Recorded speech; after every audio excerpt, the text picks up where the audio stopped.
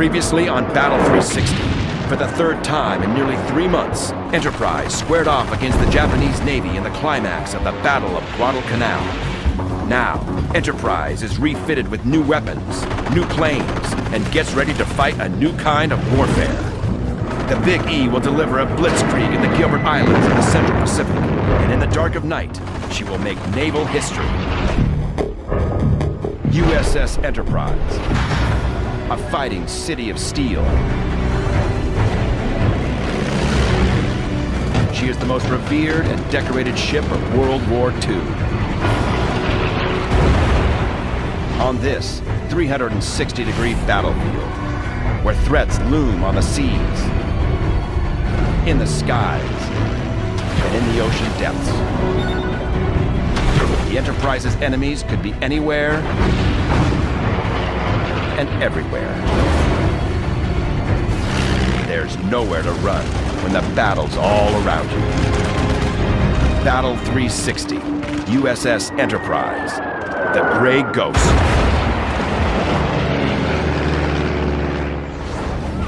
This series is brought to you with limited commercials by the men and women of Enterprise Rent-A-Car.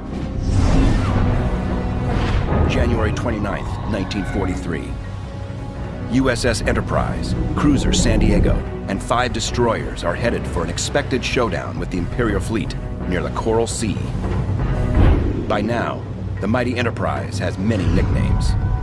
Most call her the Big E, or Lucky E, but many sailors call her the Galloping Ghost, or simply, the Gray Ghost. In a year of combat, from the coast of Oahu to the shores of Guadalcanal, the dark gray ship has eluded death and destruction and continues to haunt the Imperial Navy. But the battle-tested crew of Enterprise has no idea the tragedy is about to strike the U.S. fleet. 350 miles away, a force of cruisers and destroyers heads for Guadalcanal, escorting American transports loaded with much-needed reinforcements. More ground troops are needed on the island battlefield, and it's the job of these ships to get them there. One of them is heavy cruiser USS Chicago. Chicago, sister to the old Northampton, which had fought beside the Enterprise throughout 1942, is led by a squadron of 6 destroyers spread out in a giant half-circle. Steaming at a steady 24 knots, Chicago and the transport force are 150 shark-infested nautical miles directly southeast of Guadalcanal. Chicago has already survived one hellish attack this night by enemy aircraft. But the waters of the Solomon Islands are still a nightmare. Sailors know that being in the wrong place at the wrong time can have deadly consequences. And right now, Chicago is heading toward disaster she can't even see. Beneath the waves, Chicago is stalked by Japanese submarines. From above the clouds, she is hunted by enemy planes. Though the Japanese have been badly bloodied in Pacific Sea battles, they're about to show the U.S. Navy that they're nowhere close to being beaten. Like a jungle predator, the enemy prepares to strike in the dark of night. Because of the costly actions at Midway and Guadalcanal, Japan simply lacks the manpower and firepower to launch daytime attacks against the U.S. fleet. They've trained a number of their ground-based medium bomber units in night torpedo attacks, and they come gunning for the American cruiser support force. 7:45 p.m. Flashes of light illuminate the American ships like a lightning storm. Japanese flares burst in the skies over the water. Suddenly, 16 twin-engine Bettys pour out of the sky. One Betty is chewed up by automatic fire and sent crashing into the sea. The rest charge in from the starboard side and head for Chicago with a payload of aerial torpedoes. Chicago cuts loose with an eruption of fire from her 5-inch guns and machine guns. But her own bright tracers and the fireballs of exploding aircraft only expose the cruiser to the enemy. You're basically saying to the enemy, hey, I'm this guy with the big guns. She is now the perfect target. 2 torpedoes nail her starboard side. Chicago grinds to a halt.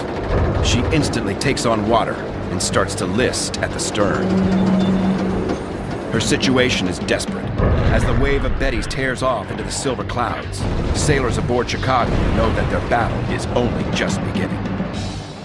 During the pitch blackness then, the cruiser Louisville comes up and is able to put a towing line across, which is a tricky thing to do in the middle of the night with no illumination. And they begin to drag Chicago out of the battle area. A 2.5-inch steel towing wire is wrapped around a massive 8-inch turret on the cruiser Louisville and attached to the bow of the Chicago. Slowly, Louisville tows her sister frigate at a steady 5 knots away from the battle area. 350 miles away, USS Enterprise is ordered to take to the seas and support the rescue effort. Target: enemy aircraft attacking USS Chicago. Objective: save the wounded heavy cruiser. Strategy: send planes to fly protection over USS Chicago until she can be towed from the battlefield. Throughout the night, Enterprise plows ahead, while her pilots and air crews prepare for the dangerous operation. January 30th, 1943. As the sun rises over the Solomon Sea, warplanes roll down Enterprise's wooden deck and take off in search of the crippled USS Chicago. Just after 7 a.m., Enterprise SBDs locate Chicago and her task force. Well, she just couldn't get underway, so she was being towed by another ship at about 4 knots, just barely getting underway. So they can't go very fast, they can't maneuver, so yeah, they're definitely sitting ducks. They just got to rely on the support around them to survive that. It's a haunting replay of attempts to save USS Hornet at Santa Cruz. Enterprise's sister ship Hornet was crippled by torpedoes in the October battle. Before she could be towed to safety, she was finished off by another round of warheads. If the Japanese return, Chicago will provide an inviting target. For a surface ship, they have basically 2 non-offensive weapons at their disposal.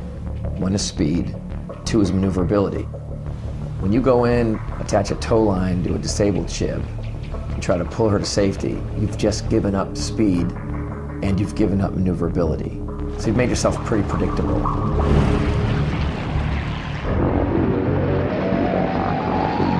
Enterprise's warplanes carefully patrol the air over the damaged cruiser, on the lookout for enemy intruders.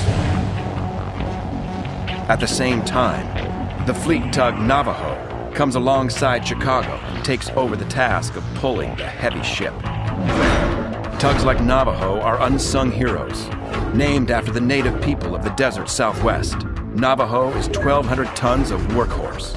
Armed only with a single 3-inch gun and 2 50-caliber machine guns, the little 200-foot ship sticks her neck out for cruiser Chicago. Tense hours pass as Enterprise pilots watch the rescue operation unfold. For the moment, the skies are clear. Not a single enemy plane or ship in sight. 4 p.m. Enterprise receives warnings from Guadalcanal. 11 unidentified aircraft. Distance, 130 miles. Everyone goes to general quarters, mans his gun or repair station. Ammo is broken out of lockers. Gunners' mates put on helmets and life jackets. Below decks, watertight doors are shut. Plane handlers take their positions in the hangar or flight deck. The ship is cleared for action. Every sailor and Marine awaits the enemy strike. The Japanese, however, are aware that they have done some damage to the American force and they come gunning for the Chicago. Enterprise immediately launches more Wildcats to meet the Japanese threat. 60 miles out, the twin-engine bombers race towards the American task force. Now, Enterprise's crew relies on their first line of defense, the fighter squadron nicknamed the Grim Reapers. One of them is Don Flash Gordon, a gritty veteran of Santa Cruz. I tally-hoed 11 Bettys, twin-engine torpedo planes. They were at 1 o'clock again, and they're really fast. They were going to cut behind us, so we made a hard turn to the port. We ended up a little bit behind them. With Gordon in the lead, the Grim Reapers maneuver into position, ready to defend the fleet, or die trying. We stayed on their right side and tried to get ahead of them in case they wanted to go to the Enterprise instead of Chicago. Gordon and the Reaper Wildcats closed the distance between the enemy planes as the Japanese flyers raced toward the Chicago. There was a formation of 6 in an echelon, the lead echelon, and 5 in the second. As the Bettys storm over the task group, the Wildcats bear down with withering 50 caliber firepower. I burned that lead airplane and it fell out of formation, and the second one was burning and it was falling out. Gordon and the pilots of Fighting Squadron 10 hammer the enemy airstrike. Our planes did a very, very good job and practically wiped out that enemy fleet of planes. But somehow, 4 Bettys survived the Grim Reapers and released their warheads on USS Chicago. At the last possible moment, Navajo tries to turn Chicago to face the enemy and make her a smaller target. But just as Navajo pulls the cruiser head-on with the enemy, the fearsome torpedoes pound into Chicago's hull and detonate in a horrendous blast. The Big East pilots are quick to defend their comrades. Gordon and his fellow aces sweep in and pour hot lead into the enemy strike force. 9 enemy planes are blasted into the afterlife. Only 2 will survive their encounter with Enterprise. One went east and one went southeast.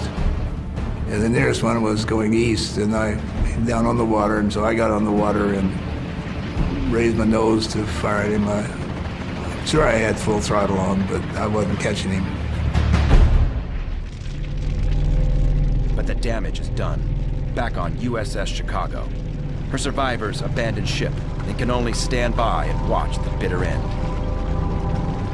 Below decks, seawater pours through the torpedo holes, rushes over bulkheads, and fills compartments, one after another.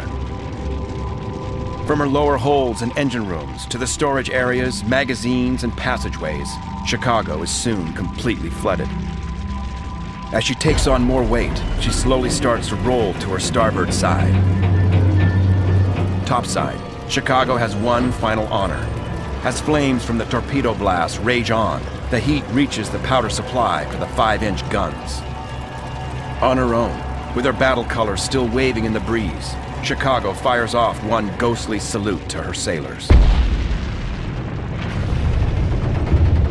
Then, her heavy superstructure pulls her right over on her side, and Chicago quickly slips beneath the waves. The whole sinking takes only 19 minutes. For 62 American sailors, this ship is their final resting place. Chicago is then the last large American warship that's lost during the Guadalcanal fight. It was one of our favorite heavy cruisers. The loss of the heavy cruiser she was sent to protect is a terrible blow to the Big E. Enterprise simply isn't used to failure. But, though the Chicago is lost, the troop transports she had sailed to defend still deliver their Marines ashore at Guadalcanal. In 6 months of combat, the U.S. has suffered over 7,000 casualties, 29 ships lost, and 600 aircraft shot down. But the Japanese have lost nearly 30,000 men, 38 ships, and as many as 800 aircraft. A U.S. victory at Guadalcanal is undeniable. Now, the U.S. has a major toehold in the South Pacific and an important airbase to launch strategic missions against the enemy. The life and death ordeal at Guadalcanal is finally over. Mission accomplished. By 1943, not a single surviving American warship has seen as much combat in the Pacific as USS Enterprise, from Pearl Harbor to Midway. From the Marshall Islands to the Solomon Sea, nearly a dozen battles and thousands of sea miles, a score of Imperial ships sent to a watery grave.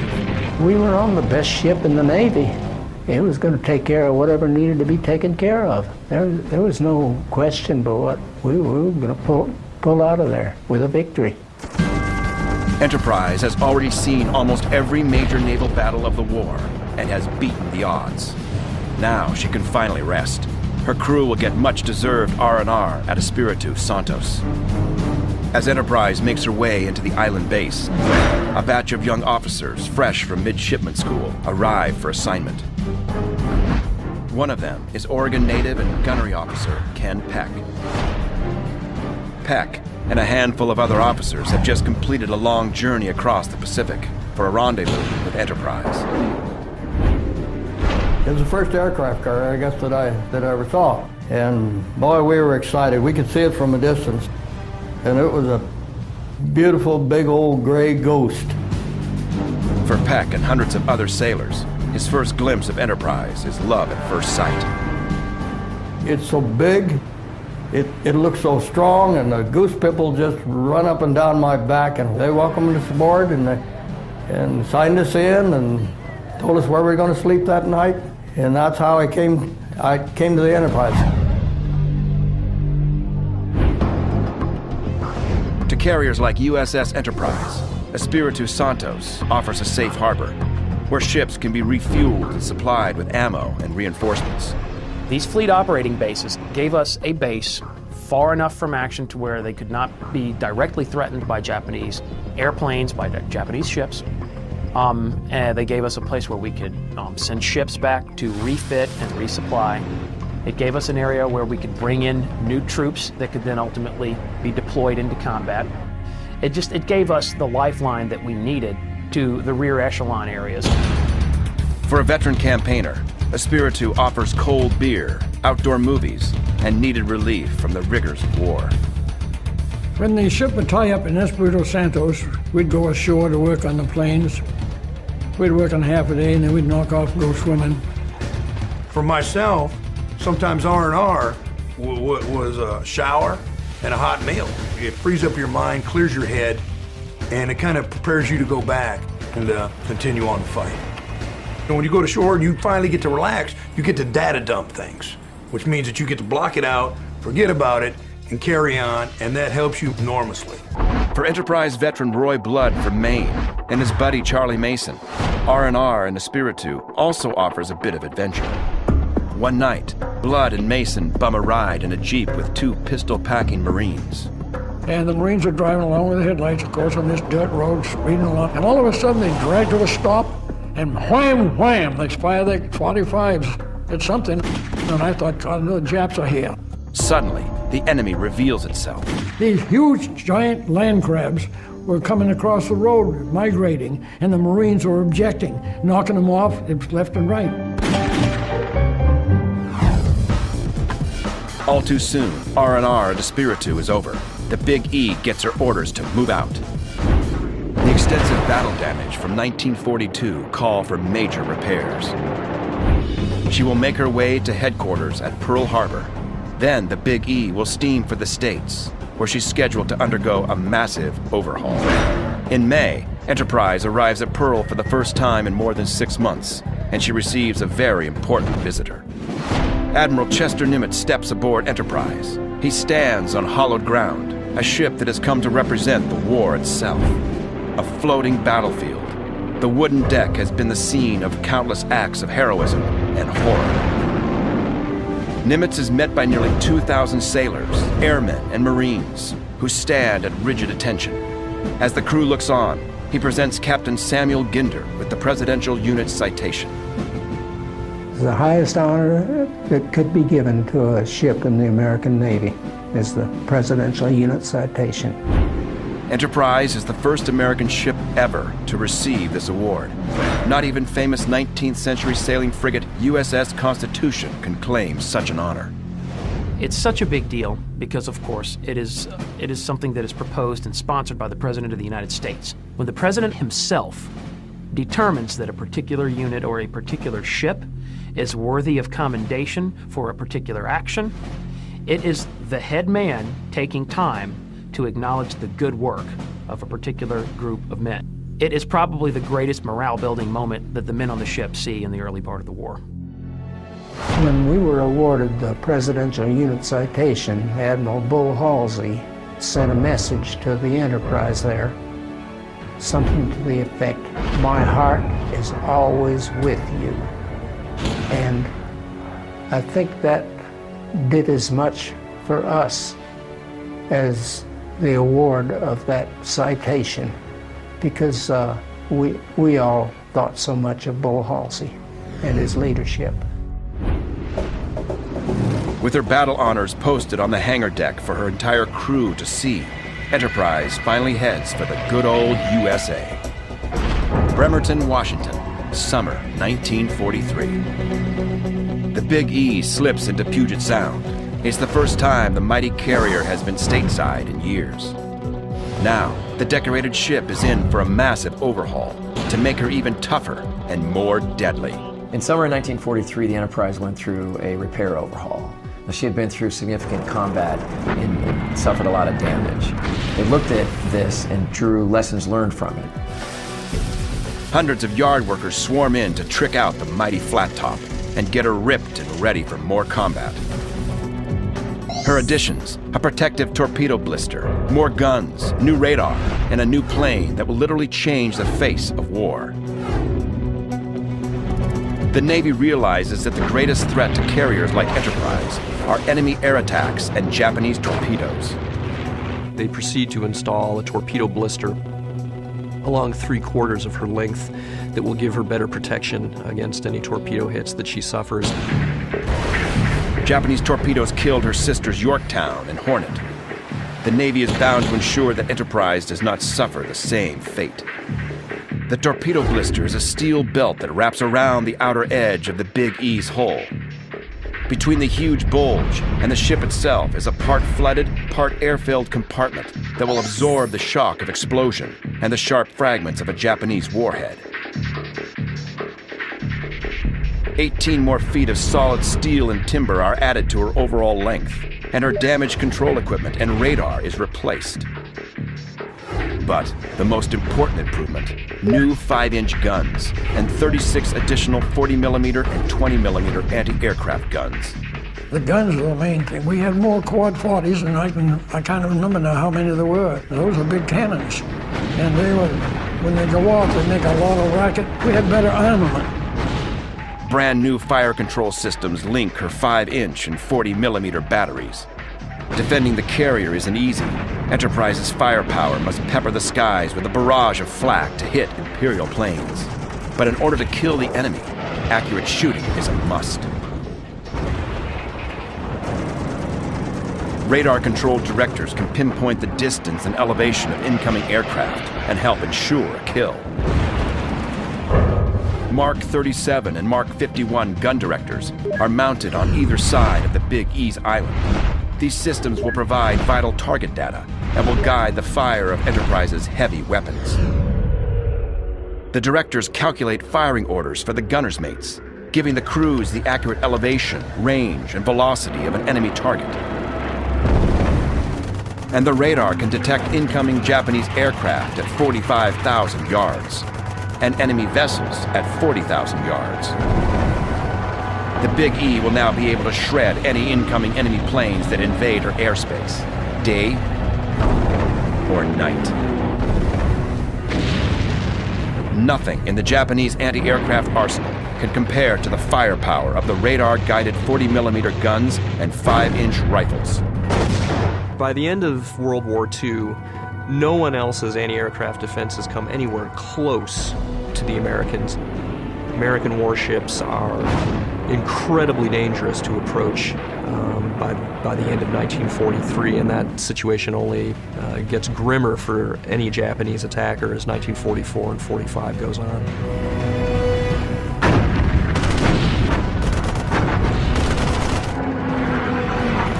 While the Big E undergoes repairs, the U.S. fleet is rebuilding its forces and getting ready for round 2.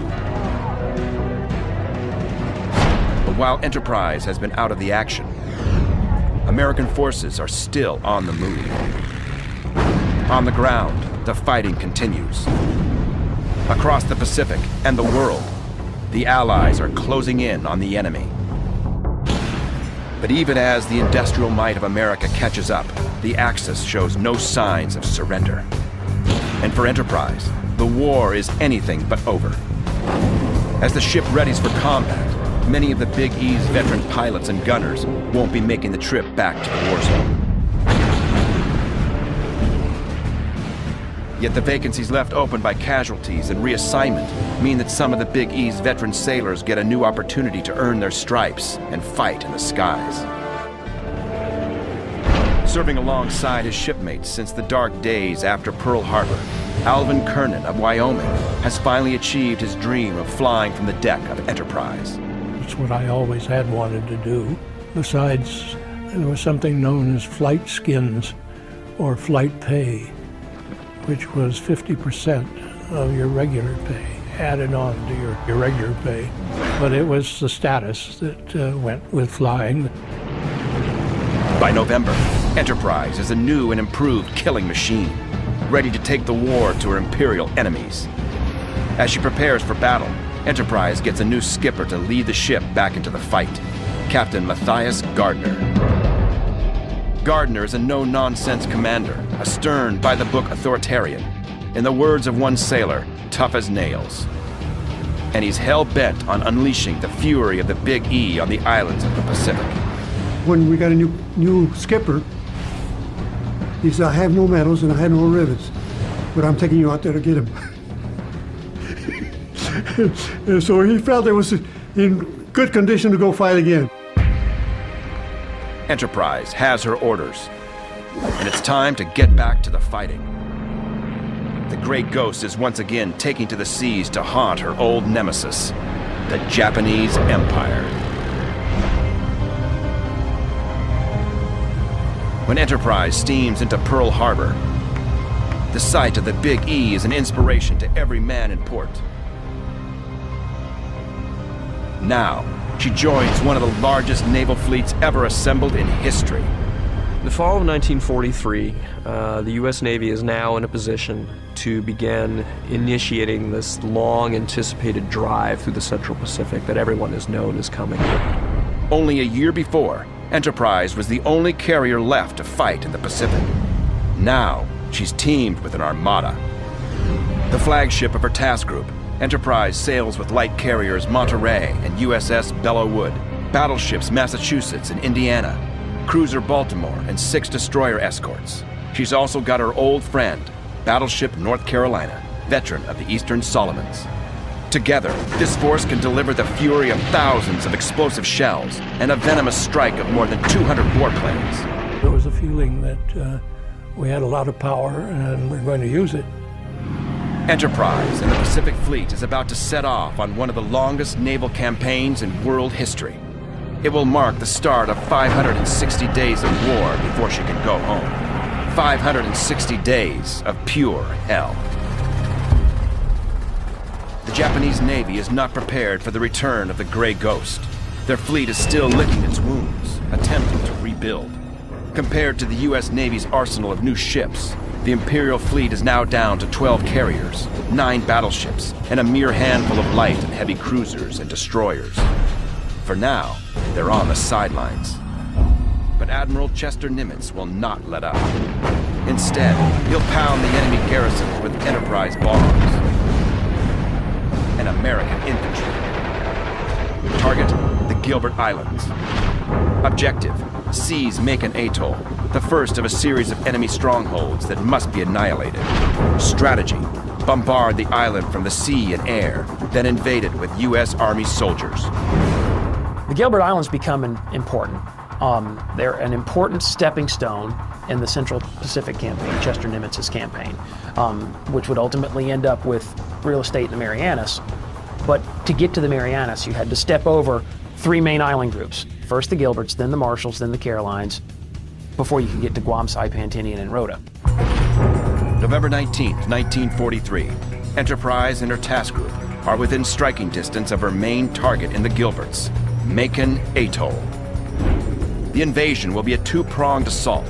While Marines make an amphibious landing at Tarawa, Enterprise will support the simultaneous invasion of Macon by soldiers from the Army's 27th Division. The 2 forces will attempt to capture both atolls at the same time.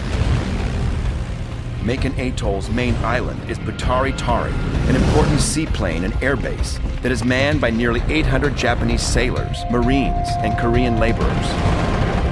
Butari-Tari's land defenses include 2 tank barriers, one on the east near a village, and one to the west near Anchong's wharf.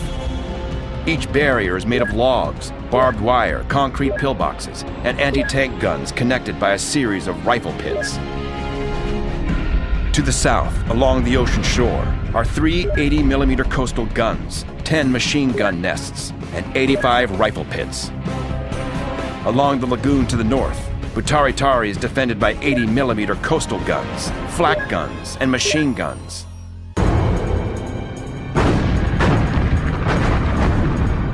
For 6 solid days, American shell fire has hammered away at these defenses,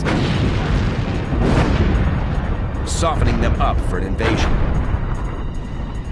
But now, it's the Big E's turn to deliver a heavy dose of shock and awe. Dawn. Enterprise turns into the wind as the first strike groups prepare to launch. 33 bombers and fighters roll off Enterprise's deck, climb into the morning sky, and head for Macon. Their mission, destroy the enemy guns and pillboxes. 75 miles from Enterprise, the Japanese garrison at Macon is just beginning to stir.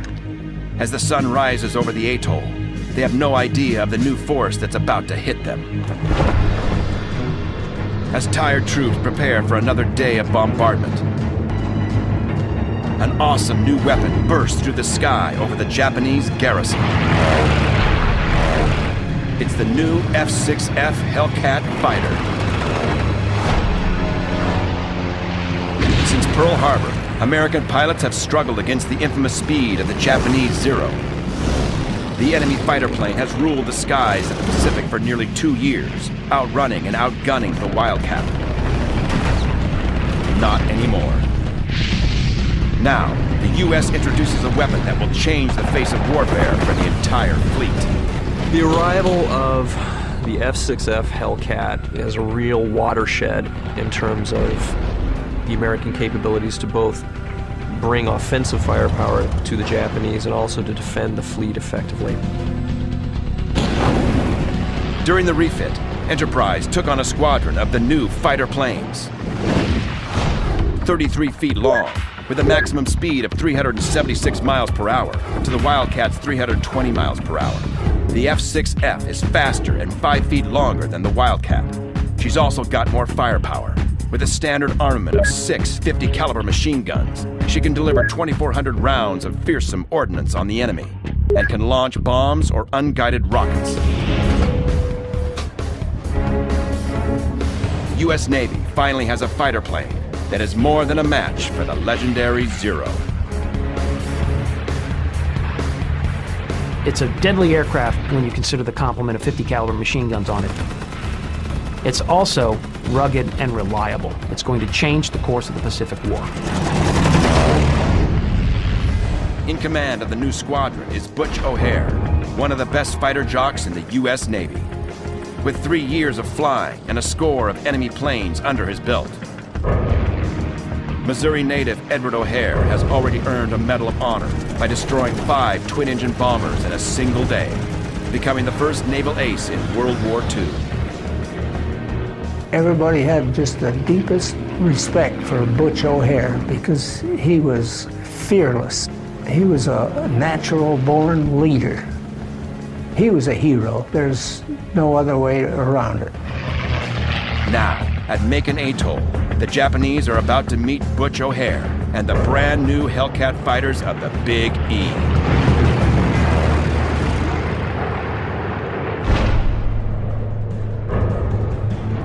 Enterprise Hellcats drop out of the sky, blasting the pillboxes and lagoons with lethal 50-caliber machine gun fire.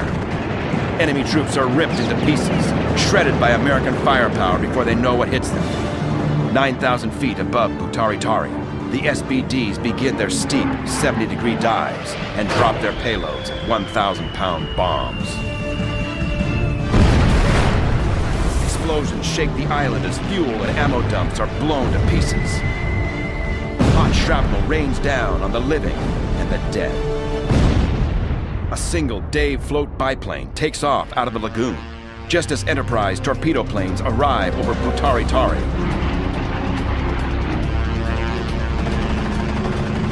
Moments later, it is shattered by the fire of Enterprise's fighters.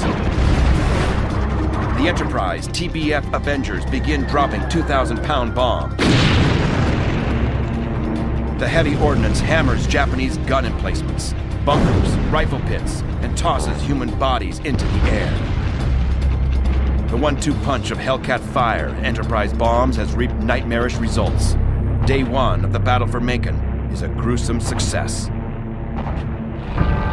As one savage day of fighting ends, the U.S. fleet prepares for the next deadly phase of battle. November 20th, 1943. As assault troops from the 27th Division climb over the sides of transports into landing craft, Enterprise air groups storm off on another set of ferocious attacks on Macon. 5:30 a.m., the first strike group launches from the deck of Enterprise. 70 miles away, Japanese forces on Macon await the coming onslaught.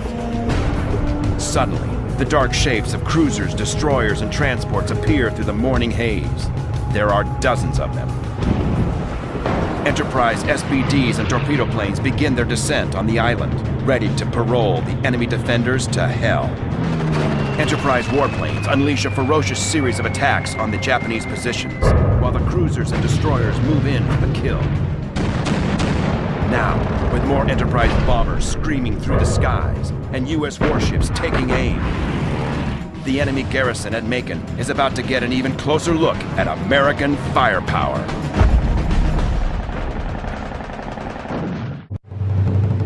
November 20th, 1943, Macon Atoll in the Gilbert Islands. The atoll is the first step on Admiral Chester Nimitz's drive through the Central Pacific.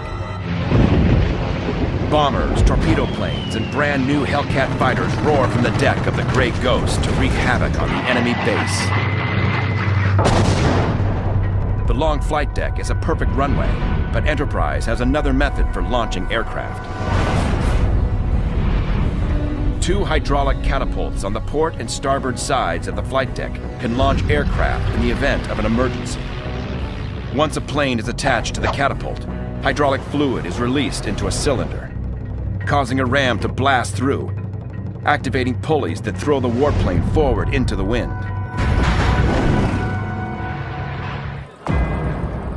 And at Macon, Enterprise is launching everything she has.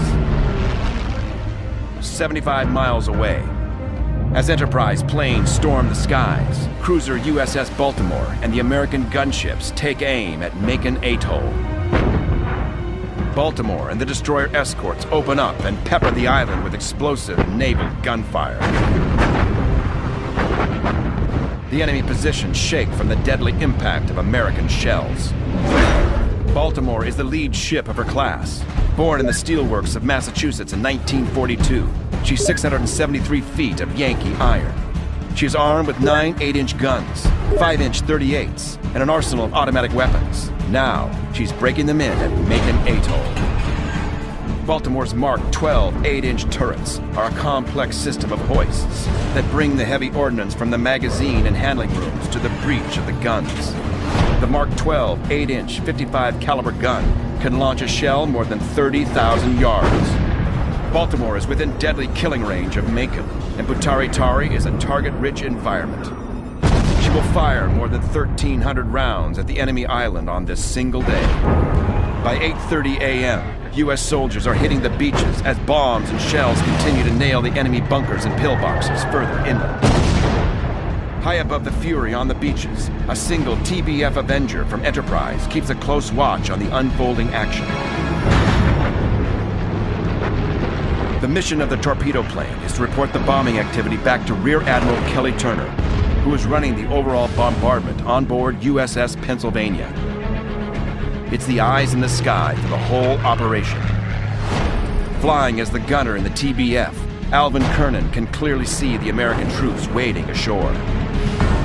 So we flew very close over the beach, and you could see, it was a grandstand sea, really fine. But the landing craft came in, and we thought there would be a big battle. And they touched the beach, and they let their ramps down on the beach, no problem at all. Enterprise Hellcats and bombers sweep in and strafe Japanese machine gun nests with merciless firepower. As ground forces begin the savage process of clearing enemy positions with rifles, machine guns, and artillery on the beaches.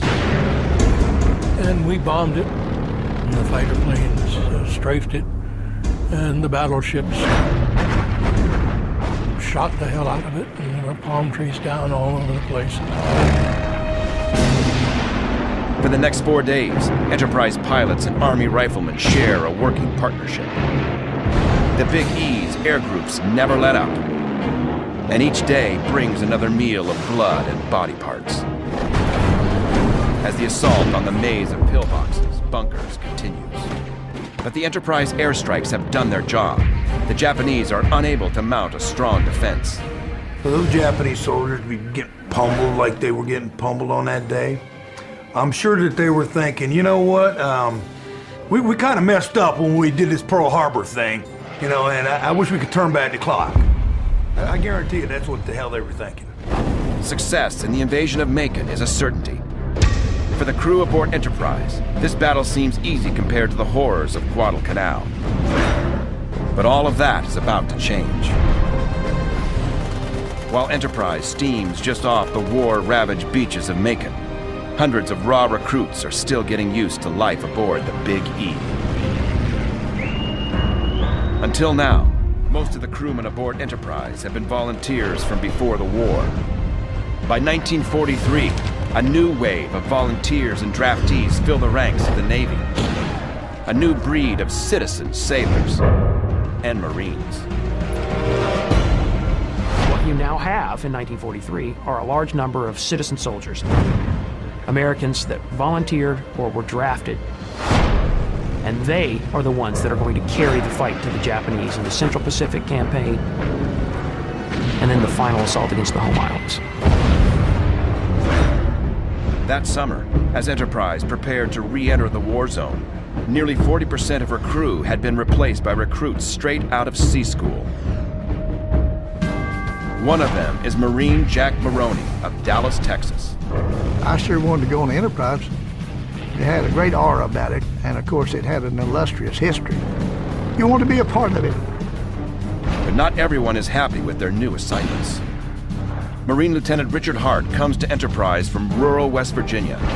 His first impression of the Big E isn't a good one.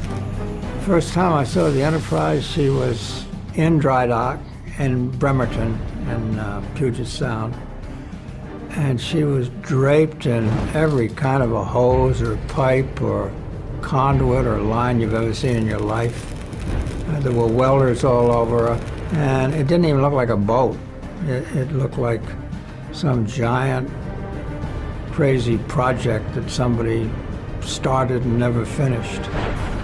Like many Marines, Hart would prefer to be in the lead of riflemen rather than on the deck of an aircraft carrier. I didn't go into the Marine Corps to be on a boat. I trained to have a rifle platoon in the Marine Corps, which is what I wanted. A Marine would rather definitely be fighting with the infantry instead of being on ship, because when you're on ship, it's kind of like you're in prison. You really can't go hunt other human beings. You really can't do what you're trained to do as far as in being an infantryman. But with the ship at sea and back in the war zone, Lieutenant Hart has a new appreciation for the vessel that has become his home. I didn't think anything could be so big. I didn't think anything could ever touch her. I just thought she must be absolutely invincible. Now, in the Gilbert Islands, Richard Hart is about to find out that when the Japanese attack, there's no such thing as an invincible ship. November 25th, 1943, 7 p.m. It's Thanksgiving Day, 5 days after launching the assault on Macon. But in the waters off of Macon Atoll, there's no time for prayer. Flares explode in the skies over USS Enterprise and her task group. Moments later, Japanese twin-engine bombers streak overhead, delivering a grim message with Imperial warheads. Battleship North Carolina and the destroyer escorts open fire and beat down the enemy. But Enterprise holds her fire. Nearly 2 years of combat in the Pacific War have taught the crew that tracers fired from her anti-aircraft guns only mark the ship as a target in the shadows of night. Instead, she leaves the job to the gunships around her. The air above the task force explodes with shells from the escorts. For Lieutenant Hart and his untested Marines, this is the first brush with the enemy. The Leathernecks man their battle stations and await the order to fire. I'd never seen a war before, and I wanted to get a good look at it, so I climbed up on an ammunition box so I could see better. And there was a much wiser sergeant sitting beside me, or standing beside me, and he said, "Lieutenant, I think you better get down. That's not a good place to stand." So, fortunately, I jumped down, and I think a split second after my feet hit the deck, there was a whang. A piece of shrapnel the size of Hart's hand slams into the splinter shield right where he'd been standing only seconds before. It could have cut the Marine in two. So that taught me that there's no sense sticking my head up when I didn't have to. Gunners aboard Enterprise hold their fire as the battle rages on. If they open up with their guns, they might suffer the same fate as USS Chicago. We stood there by our guns, helpless and not doing anything, but we were well protected by battleships and cruisers, and of course the destroyers on the periphery of the task force. And then of course the Japs would have aerial flares that light up like your stadium in a football game. The fire from 40mm and 5-inch shells would make Enterprise a prime target. And when you've got many guns going, it is like a Christmas tree. Everything is lighted up and it marks your position. If you don't have any lights showing, but a gun shoots for 20 seconds or something like that, an enemy, he'd have a position on you. Battleship North Carolina hammers out a lethal explosion of lead and blasts a Betty out of the sky. Within minutes, the assault is over. The Japanese have failed to sink a single American ship. Enterprise is safe. She survives to see another sunset in the tropics. The next morning, American commanders decide that something must be done to protect Enterprise when darkness falls. For years, the Japanese Navy and Army have utilized extensive night training and tactics, and they know that the U.S. fleet has not practiced this type of warfare. Almost 2 years into World War II, nightfall is still one of the greatest threats. If the U.S. Navy is going to save its carriers at night, it's going to have to adapt to the type of night attack strategy that the Japanese use against them. We had on board at the time an air group commander named Bill Martin, and he'd been interested in night flying. And he couldn't get it off his mind. And he finally prevailed on the powers that be to do a little bit of experimenting. For the first time in the Pacific War, a night air operation will be launched from an American carrier.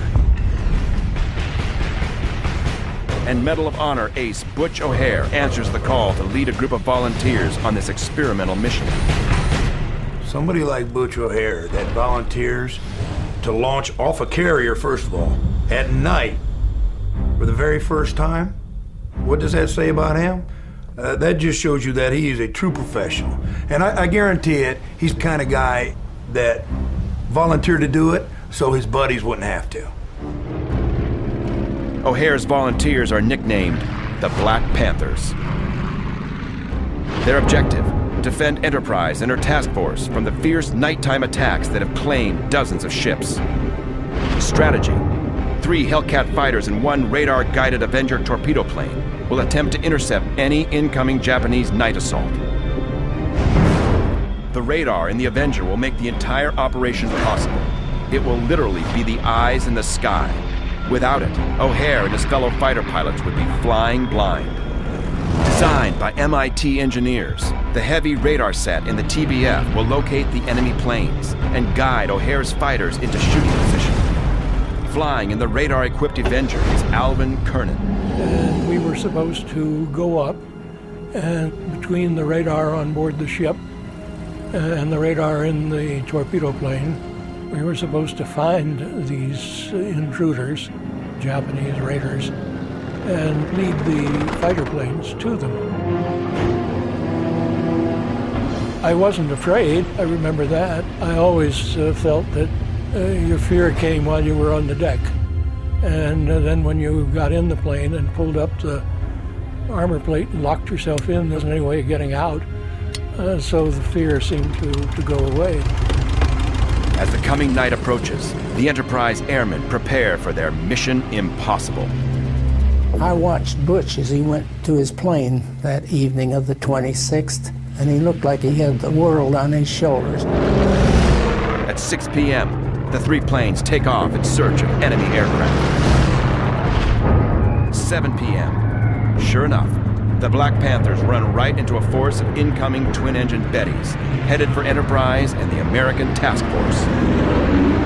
Kernan and his comrades can clearly make out nearly 20 Japanese bombers, flying in different formations, all of them headed for Enterprise and the Task Force. TBF closes within 200 yards of a Betty and opens fire. It wasn't until they started firing right back at me that I began to get a little frightened. The two warplanes hammer away at each other. Hot lead from the Avenger's 50s burn the enemy bomber. 3 miles away, O'Hare and his wingman can see the tracers of the Avenger and watch as the flaming enemy plane pitches towards the ocean. The fighters race to catch up with the TBF. Just then, the Avenger nails yet another Japanese Betty. Somehow, a Betty maneuvers just behind and above O'Hare's fighter plane.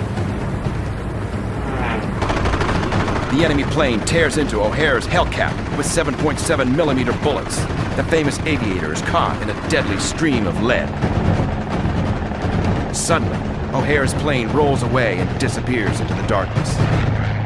He's never seen again. The Japanese night attack is halted, but the loss of O'Hare devastates the crew of Enterprise. One of Enterprise's and America's finest warriors is gone. Neither his aircraft nor his remains are ever recovered. It really hurt us when he went down. I think it was the sadness was felt throughout the whole ship that we'd really lost a hero when Butch was lost. America's first night combat mission has cost one of its top aces. And the future of this new strategy is uncertain. But despite the tragic fate of Butch O'Hare, Enterprise has successfully launched the first night air interception. Once again, the Big E has just made history. Guided onto the Big E's flight deck, the surviving Black Panthers amazingly make it aboard at 9 p.m. It's a big moment because previously, fighter aircraft flying combat air patrol for the aircraft carrier were operating almost exclusively during the day. But now, as of November 26, 1943, they can do it at night. As November draws to a close, the Gilbert Islands are now firmly in the hands of U.S. forces. Unlike the months-long campaign for Guadalcanal, the U.S. Navy now has the power to deliver a faster killing blow. What begins at Macon and Tarawa will continue until the enemy is brought to its knees. For the mighty Enterprise, the Gray Ghost, it is only the beginning of a long campaign. And this time, she's not headed back to Pearl Harbor. Soon on Battle 360, Enterprise and the U.S. fleet charge across the seas like a hammer of hell. At the infamous base at Truk Lagoon, Hellcat fighters and the SBD dive bombers of the Big E give the Japanese their own version of Pearl Harbor. But the Empire isn't finished yet. The hated twin-engine Bettys deliver a message to the U.S. fleet. They can still hit back. As the fight for the Central Pacific rages on, it's total war. Battle 360, USS Enterprise, the Hammer of Hell.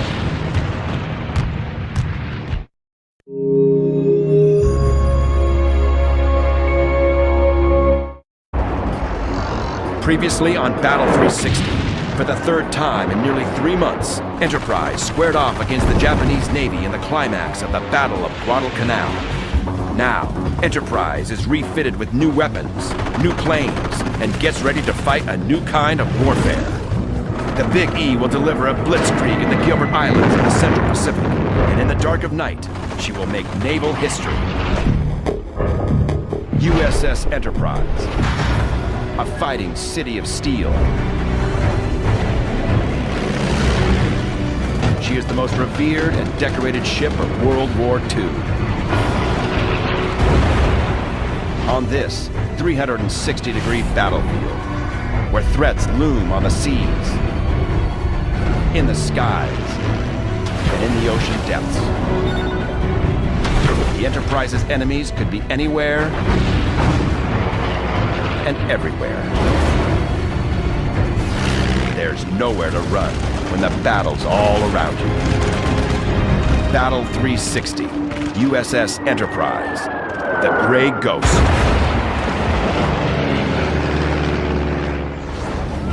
This series is brought to you with limited commercials by the men and women of Enterprise Rent-A-Car. January 29th, 1943. USS Enterprise, cruiser San Diego, and 5 destroyers are headed for an expected showdown with the Imperial fleet near the Coral Sea.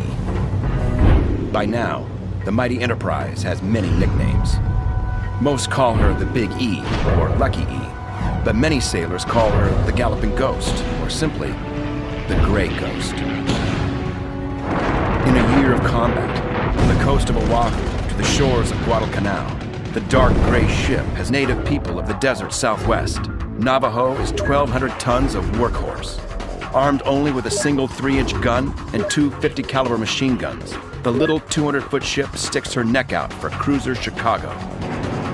Tense hours pass as Enterprise pilots watch the rescue operation unfold.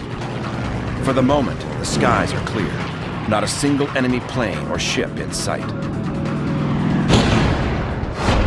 4 p.m. Enterprise receives warnings from Guadalcanal. 11 unidentified aircraft. Distance, 130 miles. Everyone goes to general quarters, mans his gun or repair station. Ammo is broken out of lockers. Gunners' mates put on helmets and life jackets. Below decks, watertight doors are shut. Plane handlers take their positions in the hangar or flight deck. The ship is cleared for action. Every sailor and Marine awaits the enemy strike. The Japanese, however, are aware that they have done some damage to the American force, and they come gunning for the Chicago. Enterprise immediately launches more Wildcats to meet the Japanese threat. 60 miles out, the twin-engine bombers race towards the American task force. Now, Enterprise's crew relies on their first line of defense, the fighter squadron nicknamed the Grim Reapers. One of them is Don Flash Gordon, a gritty veteran of Santa Cruz.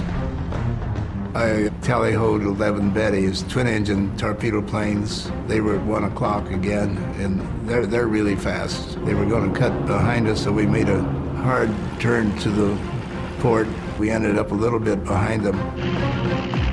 With Gordon in the lead, the Grim Reapers maneuver into position, ready to defend the fleet, or die trying. We stayed on their right side and tried to get ahead of them in case they wanted to go to the Enterprise instead of Chicago. Eluded death and destruction, and continues to haunt the Imperial Navy. But the battle-tested crew of Enterprise has no idea the tragedy is about to strike the U.S. fleet.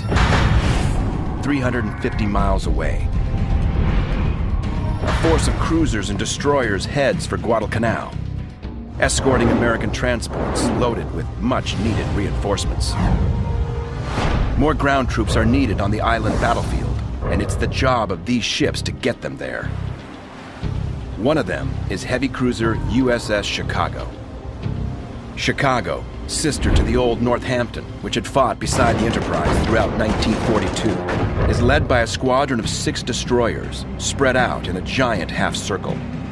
Steaming at a steady 24 knots, Chicago and the transport force are 150 shark-infested nautical miles directly southeast of Guadalcanal. Chicago has already survived one hellish attack this night by enemy aircraft.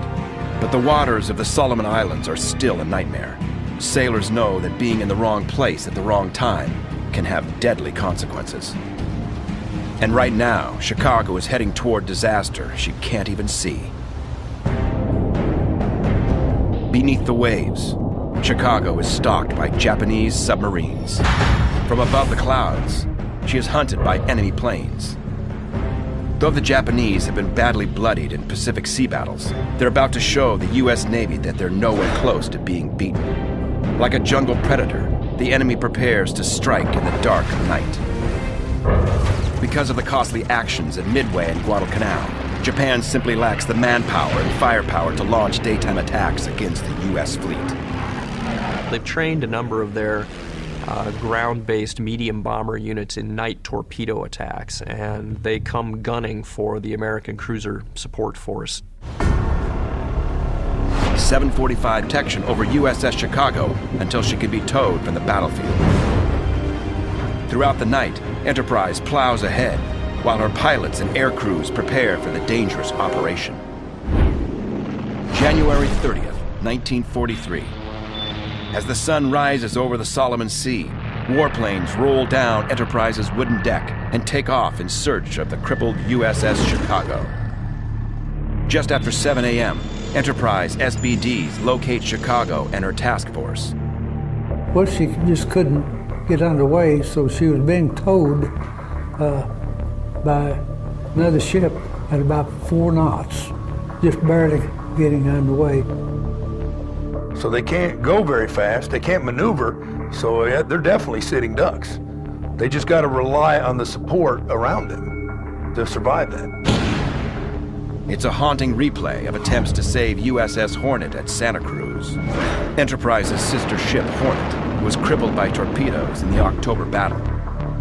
Before she could be towed to safety, she was finished off by another round of warheads. If the Japanese return, Chicago will provide an inviting target. For a surface ship, they have basically 2 non-offensive weapons at their disposal. One is speed, 2 is maneuverability. When you go in, attach a tow line to a disabled ship, and try to pull her to safety, you've just given up speed and you've given up maneuverability. So you've made yourself pretty predictable.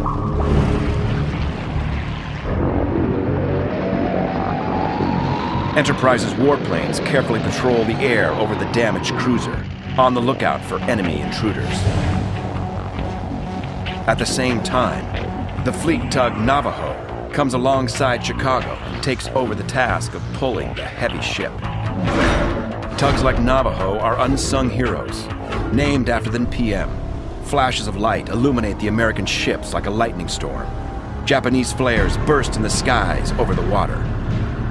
Suddenly, 16 twin-engine Bettys pour out of the sky. One Betty is chewed up by automatic fire and sent crashing into the sea.